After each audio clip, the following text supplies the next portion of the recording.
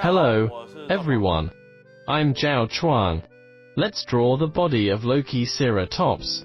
Although not many postcranial fossils of Lokiceratops have been discovered, we can estimate the size of this dinosaur based on the unearthed pelvis and other remains. The head of this dinosaur was enormous, and even appeared more extensive than what is typical for ceratopsians relative to their bodies. Keep this feature in mind when you draw. Its entire head made up roughly 1/3 of the total body length. Lokiceratops was about 6 meters long, with its head measuring close to 2 meters. We can shape this dinosaur's body a bit like later centrosaurines, characterized by a highly bulged back, a compact torso, and a short tail. Also, pay attention to some structural proportions while drawing.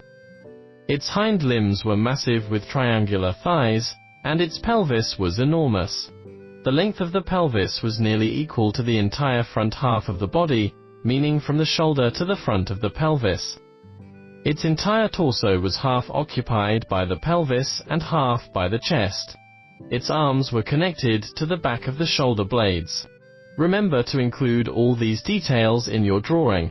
Now, let's get started. First, compose the drawing. We'll draw this dinosaur facing to the right. Set the tip of its nose here,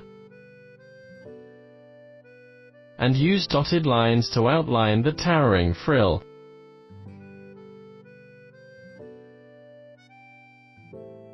The entire head tilts as if it is being placed down.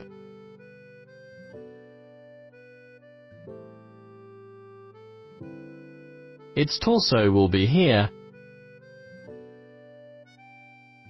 its legs here, and its tail follows behind. Then, use dotted lines to outline the arc of its back and indicate the approximate location of the ground.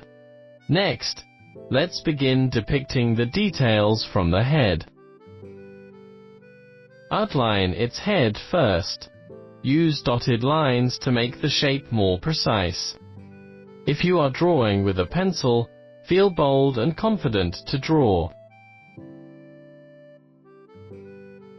The mouth is situated in this position and is pretty thick.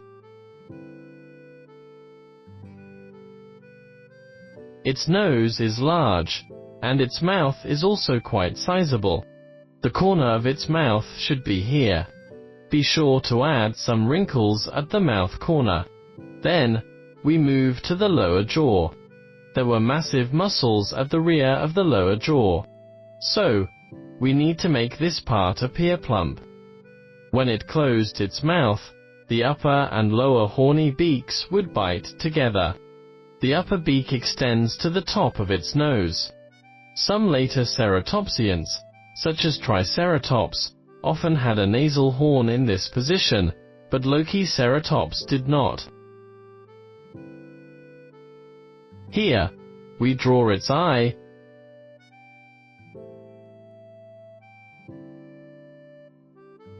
with some wrinkles around it. Above the eyes are its brown horns, which, along with the periphery of the eyes, are made of keratin. Draw the brow horn on the other side as well. Then, we come to its frill that extends backward. Draw its center line. Sketch the entire contour of the frill. Then, starting from the jugal bone, draw backward. The exposed part of the jugal bone is the jugal horn. The jugal bone connects posteriorly to the frill. The lateral side of the frill consists of two large bones, the parietal on the top and the squamosal at the bottom. Let's draw from the squamosal, which has 3 ossifications. Then, there are 5 marginal ossifications along the parietal. Among these 5, the topmost is a spike, while the others are relatively blunt and rounded. Refine this shape to be more specific. Here is the opening on its frill. When the dinosaur was alive, this opening was filled with muscle tissues. Above is a pair of enormous hook-shaped horns, which is also the iconic feature of Lokiceratops. Then, there is another pair of spikes in the middle, one small and one large. Proceed to draw the other hook-like horn. Then, add some light shading to make it look more three-dimensional. We can place some gentle strokes on the surface where there are undulations.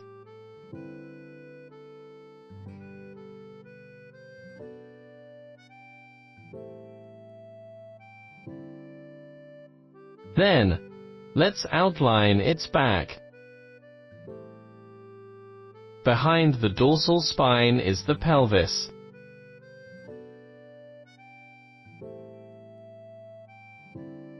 Then, sketch the thigh, which is shaped like a triangle.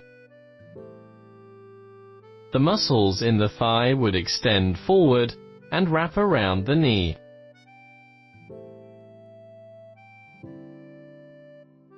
Here is located the shoulder blade. The shoulder blades, wrapped by massive muscles, extend downward to the chest. Two coracoids connect to the shoulder blades, forming its shoulder girdle. The bottom of the shoulder blade connects posteriorly to the forelimb. Now, draw the upper arm, followed by the forearm. Then, we come to the forefoot. Note that the two outermost fingers of the forelimbs lack claws and have degenerated, while the inner three have claws. Next, draw the calf, ankle, sole, and toes. When dinosaurs walked, they only touched the ground with their toes, keeping their heels elevated. When ceratopsians walked, they had 3 toes to bear weight. There is a small one on the inside, but we cannot see it from this angle. Then, draw the other forelimb, including the upper arm and forearm. It also has 3 weight-bearing fingers. The thumb, index finger, and the middle finger on the outside is invisible.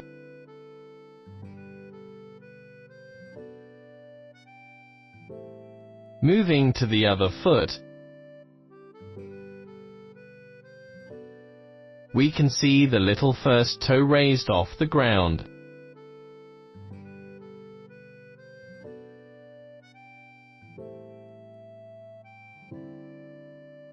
Then, draw its tail extending backward.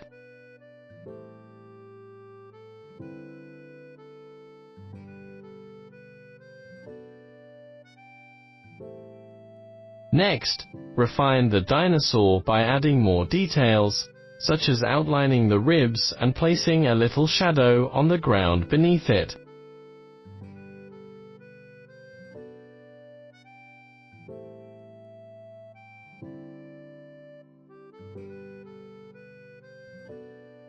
Add some wrinkles to its skin, especially on the neck. Apply some shadows on the underside of the neck. When shading, use light and loose strokes, and blend the lines smoothly into the wrinkles. The muscles near the shoulders can be outlined with light lines.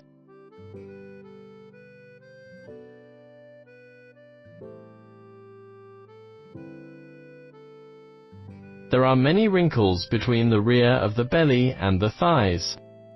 Many dinosaurs had thighs connected to the torso, similar to many modern mammals like elephants.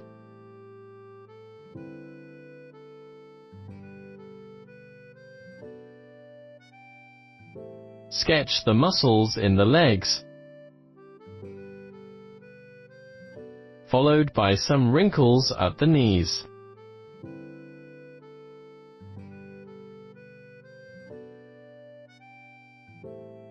We will apply shading here to create a sense of space between the legs.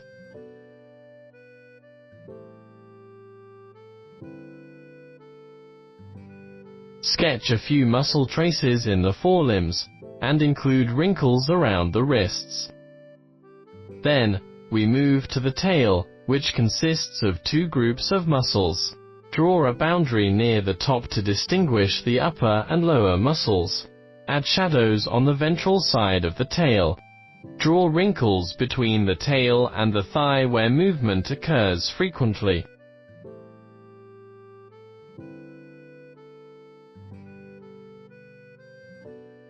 Then, draw some growth lines on the large horns atop the frill, resembling those ring-like structures found on the goat horns.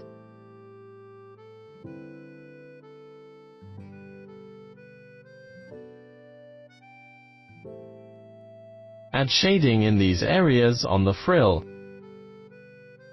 Don't forget to create a cast shadow under the frill.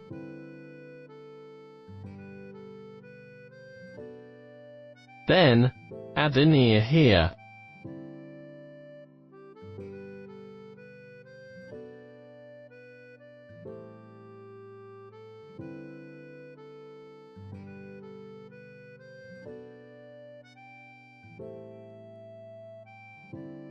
Enhance the shadow under the lower jaw.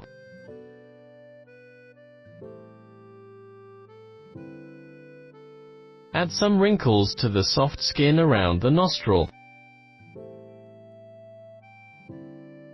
Now, we can create scratches on the keratinous parts, such as beaks.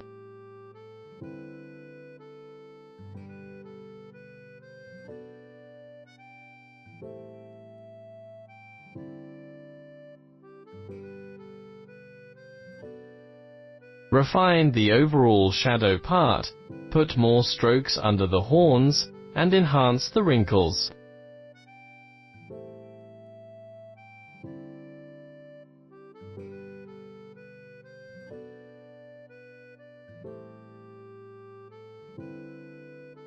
Finally, draw some relatively large scales on the skin.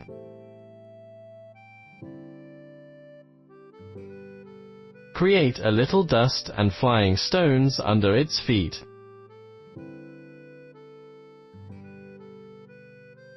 Good.